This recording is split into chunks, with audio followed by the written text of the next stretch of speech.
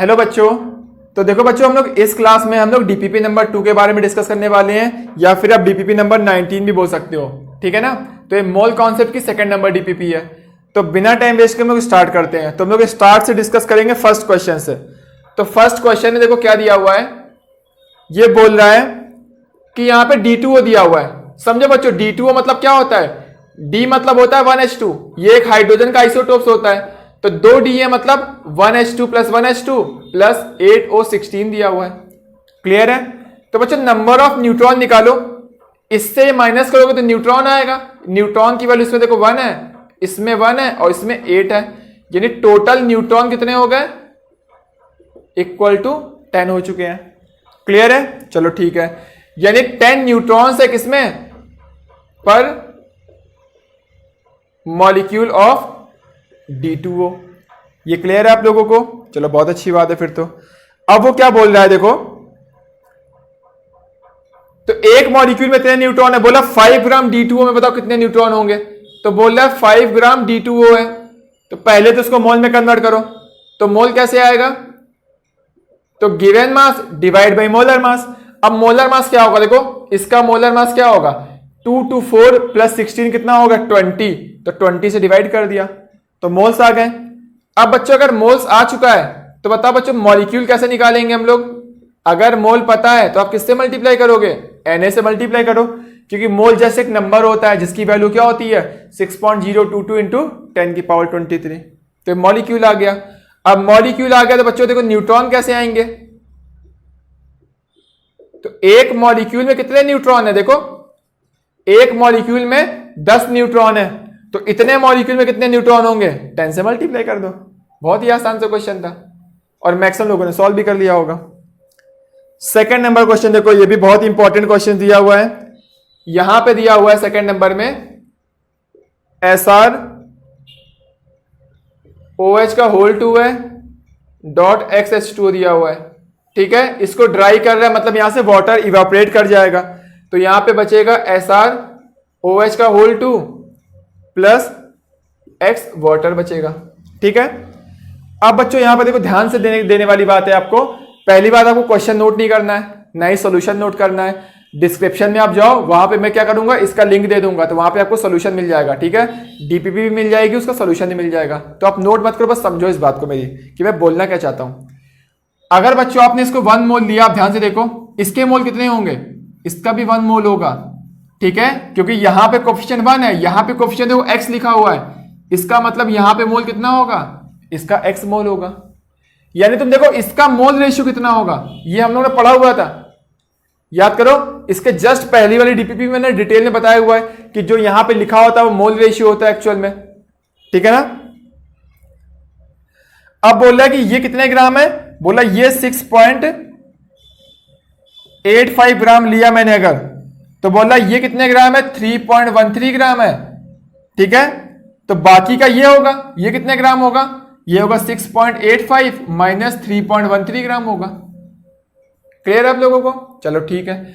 अगर इसका 1 मोल है तो इसका x मोल है, यानी मैं लिख सकता हूं कि नंबर ऑफ मोल इसके divide by number of mole water के, इसका मोल रेशियो कितना रहेगा? इसका मोल रेशियो 1:x रहेगा। अगर ये 1 मोल लोगे तो x मोल रहेगा, तो मोल रेशियो 1/x।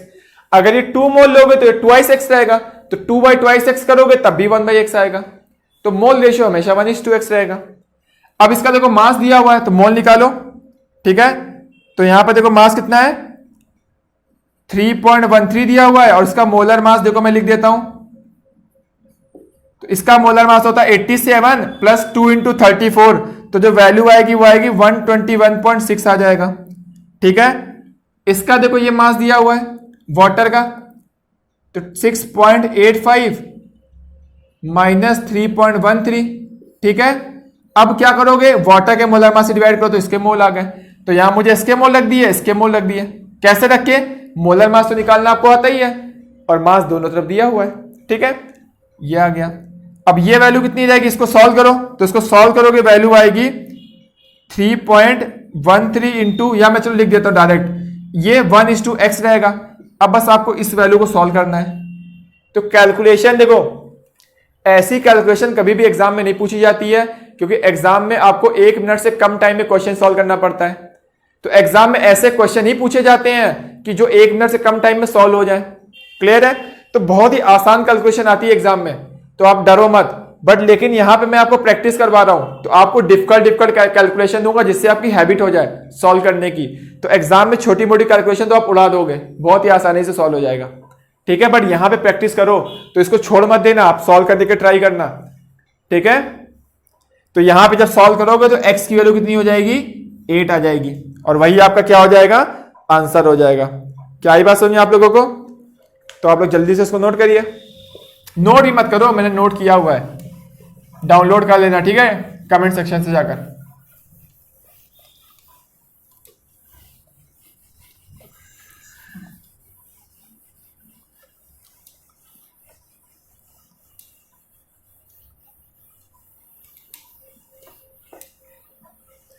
अब देखो बच्चों, 3rd नंबर क्वेश्चन में डिस्कस करता हूं।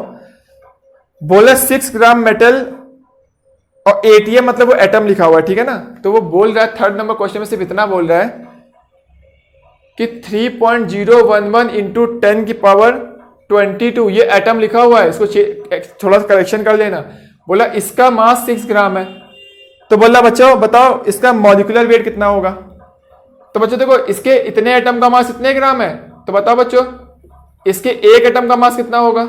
एक एटम का मास होगा 6 डिवाइड बाई 3.011 इंटू 10 की पावर 22 ग्राम हो जाएगा। ठीक है, अब देखो ऑप्शन में जो दिया हुआ है पर मोल दिया हुआ है। पर मोल मतलब होता है वो 1 मोल का मास पूछ रहा है। 1 मोल मतलब Na एटम्स का मास पूछ रहा है। तो एक एटम का मास अगर इतना होगा तो बच्चों आप बताओ Na एटम्स का मास कितना होगा? Na एटम्स मतलब होता है 1 मोल एटम्स, कितना होगा? तो 6 डिवाइड बाई 3.011 इंटू 10 की पावर 22 इंटू Na, इतने ग्राम हो जाएगा। बस इसको सॉल्व कर लो, आंसर आ गया आपका, कोई बड़ी बात नहीं है। ठीक है, तो यहां सॉल्व करने पे आंसर कितना आएगा? 120 ग्राम आ जाएगा। और ये 120 ग्राम किसका मास है? 1 मोल का मास है, तो उसको हम लोग क्या बोलेंगे? 120 ग्राम पर मोल बोलेंगे। तो मोल की जो यूनिट होती है वो MOL लिखते हैं, मोल लिखते हैं, ई नहीं लगाते हैं। ठीक है ना, ये मोल की यूनिट लिखते हैं ऐसे। क्लियर है आप लोगों को? तो बहुत ही आसान है, बहुत से बच्चों ने सॉल्व कर लिया होगा। तो ऑप्शन देख के हम लोग क्वेश्चन सॉल्व करेंगे। ठीक है, उसने मॉलिक्यूलर वेट पूछा है, मतलब वो ग्राम पर मोल बोल रहा है, यानी 1 मोल का मास पूछ रहा है। अब देखो 4th नंबर क्वेश्चन बहुत ही अच्छा क्वेश्चन है। बोल रहा है ये M2O3 दिया हुआ है। ठीक है ना, तो M2O3 में बच्चों ध्यान से देखो, यहां पे क्या होगा? 2M होगा, तो 3 क्या होगा? ऑक्सीजन होगा। ठीक है, अगर बच्चों मैंने ये 1 मोल लिया तो ये कितने मोल्स होगा? ये 2 मोल होगा और ये 3 मोल होगा। और बच्चों मैं एक बार बता देता हूं आपको, आप मेरी बातों को तभी समझ सकते हो अगर आपने मेरी थ्योरी देखी होगी। तो आप प्लीज थ्योरी देख लेना, 21 लेक्चर तक कंप्लीट कर लेना। ठीक है ना, तभी आप मेरी बात को समझ पाओगे कि मैं एक्चुअली बोलना क्या चाहता हूं। क्योंकि जिसने मेरी थ्योरी देखी होगी अच्छे से, उसको सारी बातें मेरी समझ में आ रही होगी। तो ये 1 मोल होगा तो 2 मोल होगा, ये कितना होगा? 3 मोल होगा। इसके 1 मोल का मास कितना होगा? M का एटॉमिक मास क्वेश्चन में नहीं दिया है, चलो मैंने M ग्राम मान लिया, तो इसका मोलर मास कितना हो जाएगा? 2M प्लस 48 ग्राम। क्योंकि M की वैल्यू मुझे नहीं पता है तो मैंने M ही मान लिया कि M ग्राम में मान लो। इसके 1 मोल का मास M ग्राम माना है, तो 2 मोल का मास 2M ग्राम हो गया। इसके 3M को मास 1 मोल का मास 16 ग्राम, तो 3 मोल का मास 48 ग्राम। तो इतने ग्राम में इतने ग्राम मेटल है, तो क्या मैं मेटल का परसेंट निकाल सकता हूं? हाँ निकाल सकता हूं। तो मेटल का परसेंट कैसे निकालोगे? मेटल का mass divide by total mass into 100 कर दिया। क्या मैं ऑक्सीजन का परसेंट निकाल सकता हूं? हाँ वो भी निकाल सकता हूं। कैसे निकालूंगा? ऑक्सीजन का mass divide by total mass into 100 कर दिया। क्या मेरी बात समझ में आ रही है? अब वो बोल रहा है जो मेटल है वो कितना है? 53% है। यानी ये वाली वैल्यू कितनी दी है इसने क्वेश्चन में? ये वैल्यू 53 दी हुई है। क्या आप अभी सॉल्व कर सकते हो? तो बहुत ही आसान था कि नहीं था बताओ? ये क्वेश्चन में वैल्यू दी है, सॉल्व कर लो। यहां से क्या आ जाएगी? यहां से M की वैल्यू आ जाएगी, आंसर आ गया। या फिर इससे कैलकुलेशन थोड़ी सी लेंदी हो गई है, तो इसको देखो मैं और आसान बना देता हूं। आसान बनाने के क्या होगा? अगर ये मेटल 53% है और कंपाउंड 100% है, यानी कंपाउंड किससे बना है? मेटल प्लस ऑक्सीजन से बना है। अगर मेटल 53% है तो ऑक्सीजन 47% होगी, यानी मैं यहां पे क्या रख दूंगा, यहां पे तुम 47 रख दो। देखो क्या समझ पा रहे हो बात मेरी? यहां पर अगर आप इसको सॉल्व कर लो तो यहां से जो n की वैल्यू आएगी यहां से आएगी, दोनों बराबर आएगी, क्योंकि तुमने कोई लॉजिकली गलत नहीं किया है, तुमने सही किया हुआ है कि अगर मेटल 53% होगा तो ऑक्सीजन 47% होगा। तो चाहे यहां से सॉल्व करो चाहे यहां से सॉल्व करो, दोनों से आंसर सेम आएगा। बट यहां से सॉल्व करना इसके कंपेयर में आसान है, तो इसको सॉल्व कर दो, क्योंकि यहां पर एक बार एम आ रहा है और यहां पर 2 बार एम आ रहा है। क्लियर है आप लोगों को? चलो फिर बहुत अच्छी बात है अगर क्लियर है तो।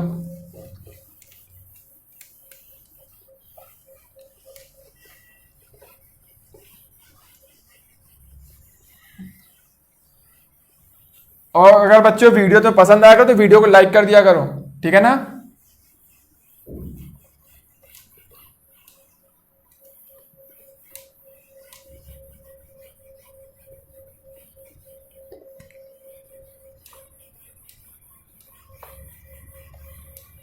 ठीक है, अब देखो चलो नेक्स्ट आगे डिस्कस करते हैं। अब देखो 5 नंबर क्वेश्चन क्या दिया हुआ है, बोल रहा है calculate total number of electron present in 48 gram of Mg+2। तो देखो बच्चों क्या बोल रहा है, वो Mg+2 की बात कर रहा है। तो Mg देखो ऐसा होता है, इसमें इलेक्ट्रॉन कितने होते हैं? 12 होते हैं। बट अगर मैं Mg+2 की बात कर रहा हूं, इसका मतलब मैंने इससे 2 इलेक्ट्रॉन बाहर निकाल दिए, जो मैंने फर्स्ट लेक्चर में डिस्कस किया है, आपको अगर याद होगा तो इसमें इलेक्ट्रॉन कितने हैं? 10 है। एक Mg+2 में 10 इलेक्ट्रॉन्स है, ठीक है। अब बोल क्या रहा है क्वेश्चन में कि 48 ग्राम क्या है, यहां पर Mg+2 है। 48 ग्राम है तो क्या मोल कैसे निकालोगे? 24 से डिवाइड कर दो, इतने मोल क्या है? Mg+2 है, ठीक है। अब मोल मतलब एक नंबर होता है, कौन सा नंबर होता है? यस, 6.022 इंटू 10⁻23, यानी इतने क्या हो गए? Mg+2 आयंस हो गए, क्योंकि Mg+2 क्या है? वो आयंस है, किसी भी एटम पे चार्ज होता है उसको हम लोग आयन बोलते हैं। इतना आ गया। अब देखो बच्चों एक आयन में कितने इलेक्ट्रॉन्स हैं? 10 इलेक्ट्रॉन्स है। तो बताओ बच्चों इतने आयंस में कितने इलेक्ट्रॉन्स होंगे? आप बहुत ही आसानी से बता सकते हो, एक आयन में अगर 10 इलेक्ट्रॉन्स हैं तो इतने आयन में ये इंटू 10 इलेक्ट्रॉन्स होंगे, ठीक है। चलो बहुत अच्छी बात है। फिर तो 6 नंबर क्वेश्चन देखो, तो 6 नंबर क्वेश्चन बोला 5.6 ml वेपर की बात कर रहा है। वेपर मतलब कुछ नहीं है तो वाटर आपको मानना है, ठीक है ना। तो यहां H2O की बात कर रहा है, वो भी STP पे दिया हुआ है।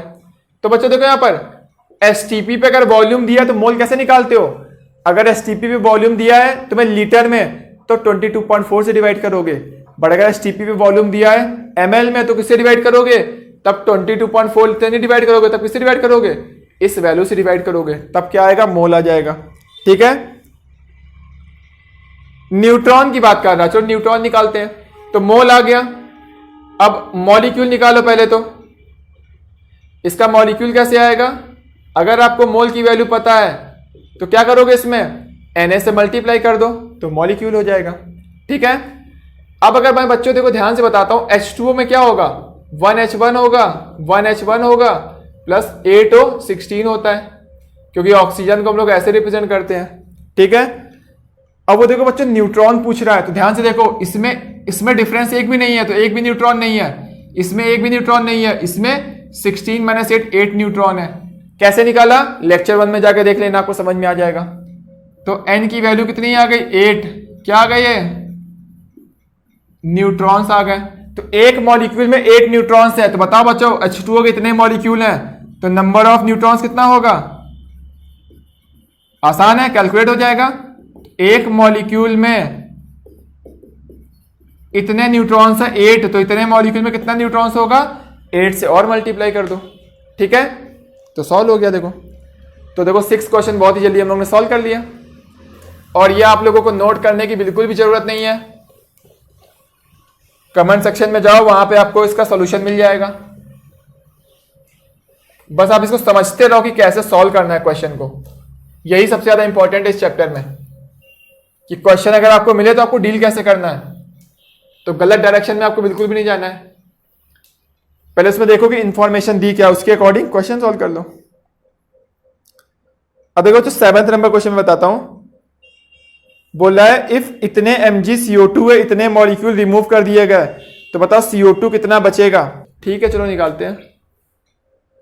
7th नंबर क्वेश्चन देखो बच्चों, यहां पे बोल रहा है 200 mg दिया हुआ है, किसका दिया हुआ है, CO2 है। इससे क्या निकाल दिया गया, 9.273 इंटू 10 की पावर कितना दिया हुआ है 20, इतने मॉलिक्यूल्स को रिमूव कर दिया गया। किसके मॉलिक्यूल है, CO2 की मॉलिक्यूल है। चलो ठीक है बच्चों, देखो मैं आंसर मास मोल पहले मैं मोल्स में निकालता हूं, ठीक है। तो देखो बच्चों यहाँ पे मास दिया हुआ है, तो मोल्स में कन्वर्ट कर लिया कि मास किस में होना चाहिए, ग्राम में होना चाहिए। तो mg को मैंने ग्राम में कन्वर्ट कर लिया, और मोल में कन्वर्ट करने के लिए मैंने 44 से डिवाइड कर दिया। तो ये वैल्यू किस में आ गई, ये वैल्यू मोल्स में कन्वर्ट हो गई। यहां पर देखो Na दिया हुआ है, सॉरी मॉलिक्यूल दिया हुआ है, तो क्या करोगे Na से डिवाइड कर दो, तो ये वैल्यू भी क्या आ गई, मोल्स में आ गई। क्लियर है। तो आप क्या करोगे, इसको इससे माइनस कर देना, तो आंसर क्या आएगा, CO2 के मोल्स आ जाएंगे। लेकिन लेकिन लेकिन CO2 के मोल्स नहीं पूछा है उसने क्या पूछा हुआ है, CO2 का मास पूछा गया है। तो मुझे मोल्स नहीं निकालना है, मुझे क्या करना पड़ेगा, CO2 के मोलर मास से मल्टीप्लाई कर दो, तो CO2 का मास आ गया। मोल्स पता है, मास कैसे निकालोगे, मोलर मास से मल्टीप्लाई कर दो, बहुत ही आसान था। ठीक है, तो मुझे नहीं लगता आप लोगों को कोई डाउट होगा।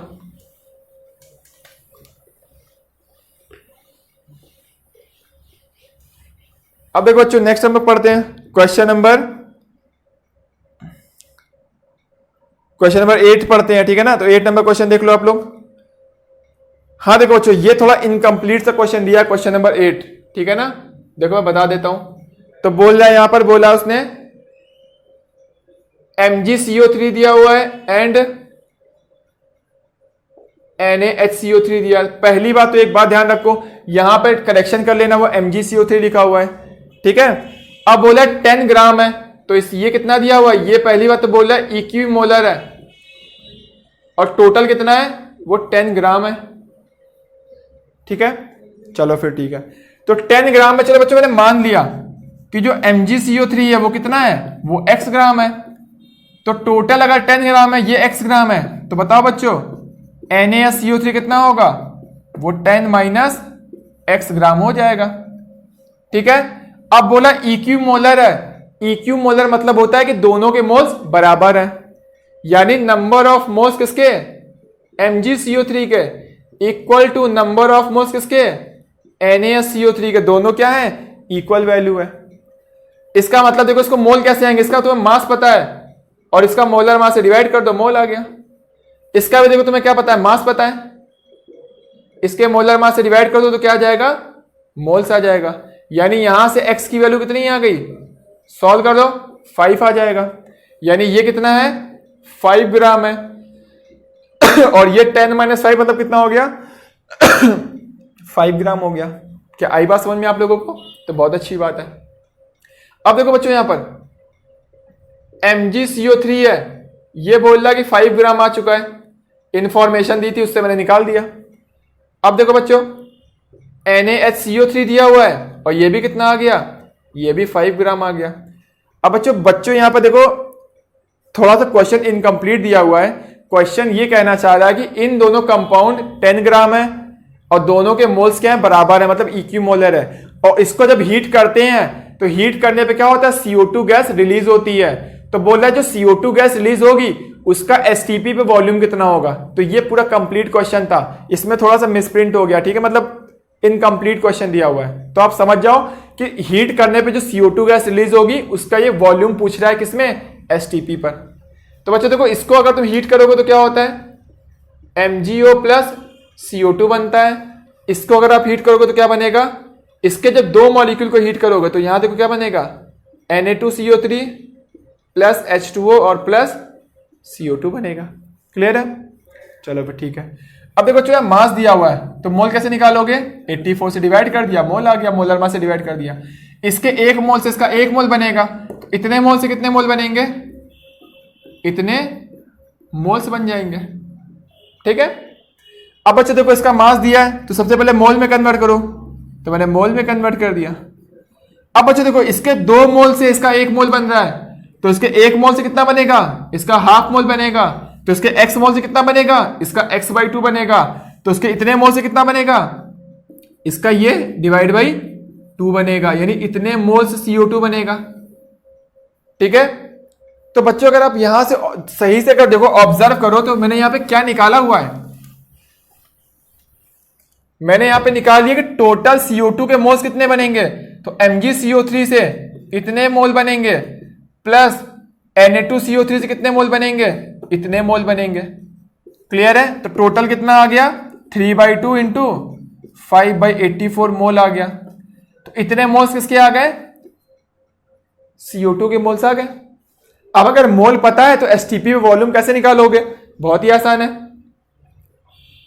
तो मोल्स पता है तो मैंने क्या किया 22.4 से मल्टीप्लाई कर दिया, इतने लीटर क्या आ गया CO2 कब आ गया, एट एसटीपी पर आ चुका है। और एसटीपी पर ही CO2 कितना वॉल्यूम बनेगा वही पूछा गया था, तो क्वेश्चन इनकम्प्लीट है, उसको आप कंप्लीट कर देना। क्लियर है आप लोगों को, तब तो बहुत अच्छी बात है अगर क्लियर है तो। ठीक है, तो नोट करने की जरूरत मैं बता रहा हूं बार बार फिर है नहीं, ठीक है ना। तो डिस्क्रिप्शन में आप जाओ, डिस्क्रिप्शन में मत कमेंट सेक्शन में जाओ, वहां के ऊपर आपको डीपीपी के साथ साथ उसका सोल्यूशन भी मिल जाएगा। तो आपको नोट करने की जरूरत बिल्कुल भी नहीं है, सिर्फ समझना है आपको। 9th और 10th क्वेश्चन में डिस्कस नहीं करूंगा, ये मैंने ऑलरेडी वीडियो लेक्चर में डिस्कस कर दिया। अगर आपने मेरे पुराने लेक्चर्स देखे होंगे तो 9-10 लेक्चर आपको आराम से समझ में आ जाएगा। ठीक है, तो बच्चों देखो हम लोग आगे डिस्कस करते हैं। अब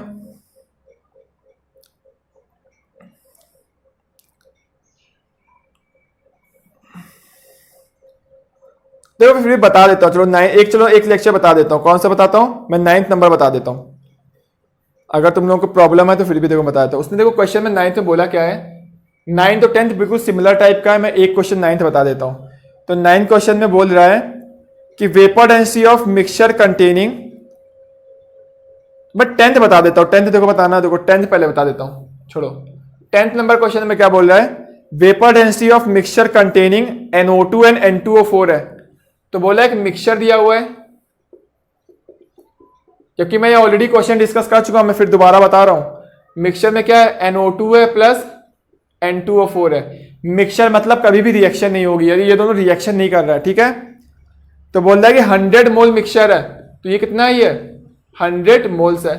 अब बताओ बच्चों, टोटल अगर 100 मोल्स है तो मैंने मान लिया कि नंबर ऑफ मोल्स NO2 के कितने हैं, ये x मोल्स है। ठीक है, तो नंबर ऑफ मोल्स N2O4 कितना होगा, ये 100 माइनस x मोल्स हो जाएगा, क्योंकि रिएक्शन तो हो नहीं रही है। तो अगर मान लो तुमने x मोल NO2 डाला और y मोल N2O4 मत डाला, तो x मोल प्लस y मोल, x प्लस y मोल बचा रहेगा, कोई प्रॉब्लम नहीं है, क्योंकि रिएक्शन ही नहीं हुई उसके अंदर। ठीक है ना, तो यहां पे इसके मोल ये हो गया, इसके मोल ये मान लिया। अब बच्चों क्या बोल रहा है, देखो मैंने ये पढ़ा है, हम लोगों ने पढ़ा है कंजर्वेशन ऑफ मास, यानी मैंने पूछा बता बच्चों मिक्सचर का मास कितना होगा, तो मास किसका ले लो, NO2 का वेट ले लो, और वेट किसका ले लो, N2O4 का ले लो। दोनों वेट को सम कर दो, मिक्सचर का वेट आ जाएगा। अब वेट कैसे आएगा, देखो वेट कितना आएगा, अगर आपको मोल्स पता है तो वेट कैसे निकालोगे, मोल्स इंटू मोलर मास से। वेपर डेंसिटी इक्वल टू क्या होता है, मोलर मास डिवाइड बाई 2 होता है। अब देखो वेपर डेंसिटी किसकी दी है, ये मिक्सचर की दी है, तो यहां पे भी मोलर मास किसका होगा, मिक्सचर का होगा। ठीक है, और वेपर डेंसिटी कितनी है यहां पर 38 डिवाइड बाई 3 गिवन है, तो यहां से क्या आएगा, मोलर मास मिक्सचर का आ जाएगा। तो यहां से मैंने निकाला कि जो मोलर मास मिक्सचर का आया वो कितना आया, 2 इंटू 38.3 आ चुका है। ठीक है, अब मुझे मिक्सचर का मास चाहिए, तो अगर मोल्स पता है तो मोलर मास का मल्टीप्लाई कर दो, मास आ जाएगा। तो मिक्सचर के मुझे मोल्स ही पता है कितने हैं 100, और मिक्सचर का मुझे मोलर मास भी पता है 2 इंटू 38.3, तो मल्टीप्लाई कर दिया, मिक्सचर का मास आ गया। इसके देखो मुझे मोल्स भी पता है कितने हैं, x है, तो 46 इंटू एक्स हो गया, प्लस इसके मुझे देखो मास क्या है, इसके मोल्स पता है, और 1 मोल का मास होता है 92, तो इतने मोल्स का मास क्या होगा, ये इंटू 92। क्लियर है, तो इसको आप सॉल्व करोगे तो यहां से क्या होगा, x की वैल्यू आ जाएगी।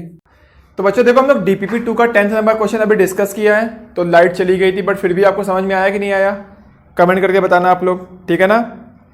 अब देखो बच्चों तो नेक्स्ट क्वेश्चन डिस्कस करते हैं इसी का।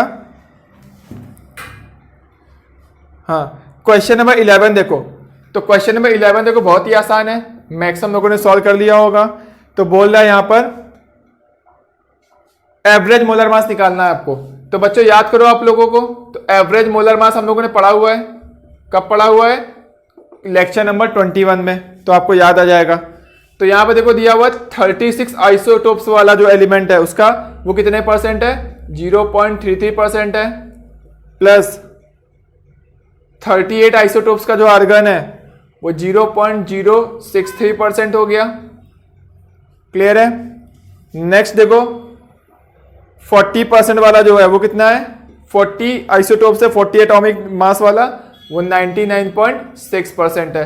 तो डिवाइड बाय क्या कर दोगे आप लोग, 100 कर दोगे। तो इसको सॉल्व कर लेना, आपका आंसर आ जाएगा। तो देखना शायद इसका आंसर थोड़ा गलत आएगा, तो ये वाला जो आप आंसर सॉल्व करोगे वही ऑप्शन, वही आंसर आपका सही होगा, ठीक है ना। चलो फिर अच्छी बात है। अब क्वेश्चन नंबर 12 देख लो यहां पर। तो 12 नंबर क्वेश्चन कैसे सॉल्व करोगे, देखो 1 मोल एसटीपी लिया गया, देखो 1 मोल एट एसटीपी। तो 1 मोल कोई भी गैस ले लो, उसका वॉल्यूम एसटीपी पे हमेशा कितना रहेगा, 22.4 लीटर रहेगा। 1 मोल गैस का वॉल्यूम एसटीपी पर हमेशा 22.4 लीटर, चाहे वो डायटोमिक गैस हो चाहे वो ट्राइटोमिक गैस हो। डायटोमिक मतलब चाहे वो O2 गैस हो चाहे वो O3 गैस हो। क्लियर है। तो वहां पर आंसर क्या होगा कि 1 मोल गैस का वॉल्यूम कितना होगा, दोनों का 22.4 लीटर होगा। तो रेशियो कितना आएगा, तो बोल रहा है कि volume of O2 divide by volume of O3 का रेशियो बताओ। तो ये भी 22.4 रहेगा, ये भी 22.4 रहेगा। तो रेशियो कितना आ गया, 1:1 आ गया। क्लियर है। अब देखो बच्चों 13 नंबर क्वेश्चन देख लो, ये भी बहुत ही आसान सा क्वेश्चन दिया हुआ है। तो बोल रहा है कि P2Q3 दिया हुआ है। क्लियर है। इसके 1 मोल का मास निकालो बच्चों, क्या होगा। इसका मोलर मास मुझे नहीं पता, मैं मान लेता हूं कि P का मोलर मास कुछ P ग्राम है और Q का मोलर मास कुछ Q ग्राम है। तो P2Q3 का मोलर मास क्या होगा, 2P प्लस 3Q ग्राम हो जाएगा। क्लियर है। अब बोल रहा है, नेक्स्ट बोल रहा है वो PQ2 बोल रहा है। तो चलो PQ2 लिख दो। इसके 1 मोल का मास कितना होगा, तो सेम P का मोलर मास P माना है मैंने, Q को Q माना है, तो ये हो जाएगा P प्लस 2Q ग्राम हो जाएगा। तो बहुत ही आसान था, आपको भी समझ में आ रहा होगा। क्लियर है। चलो बहुत अच्छी बात है।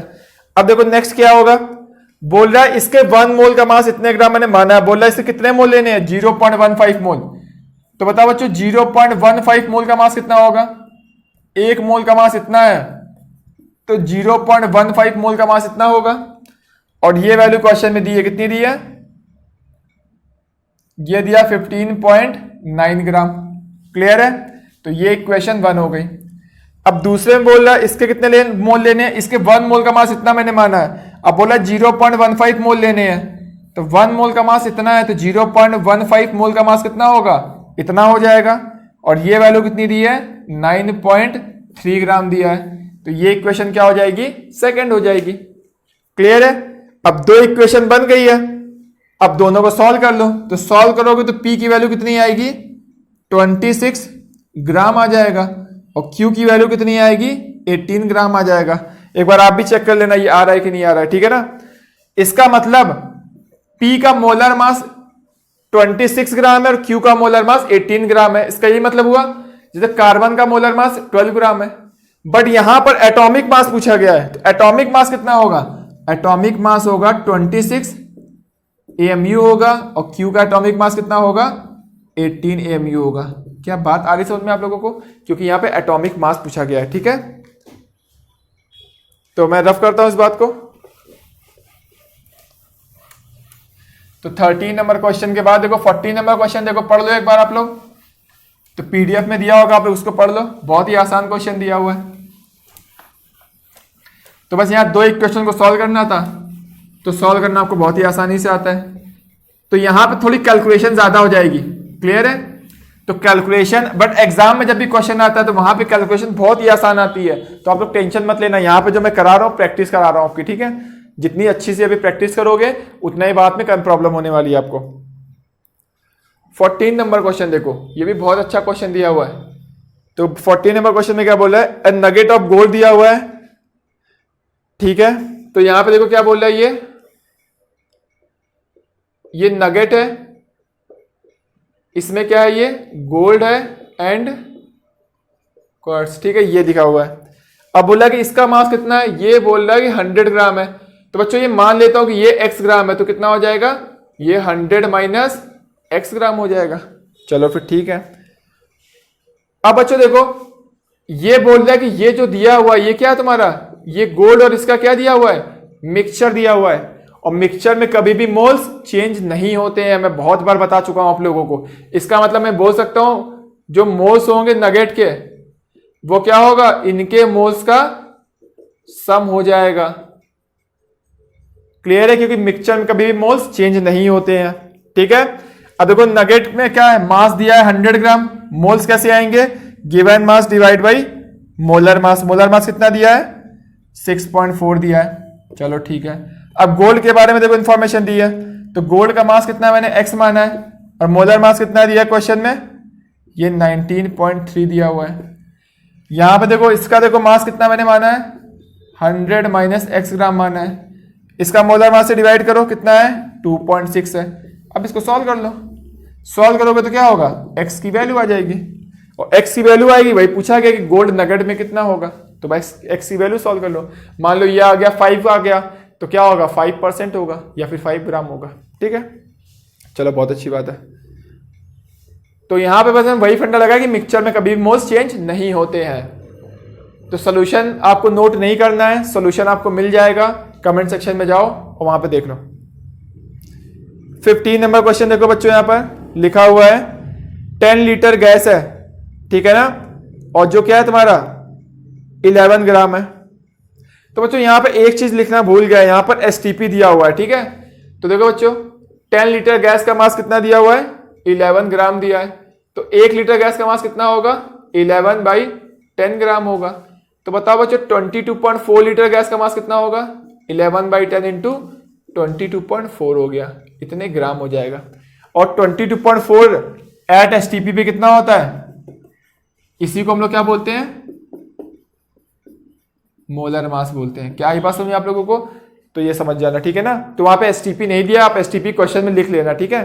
तो यहां पे थोड़ा मेंशन नहीं है, इनकम्प्लीट क्वेश्चन दिया हुआ है। तो बच्चों देखो नेक्स्ट हम लोग पढ़ते हैं, 14 हो गया आपका, 15 नंबर क्वेश्चन हो गया। तो यहां पर आपकी DPP2 कंप्लीट हो चुकी है। अगर आपको अभी भी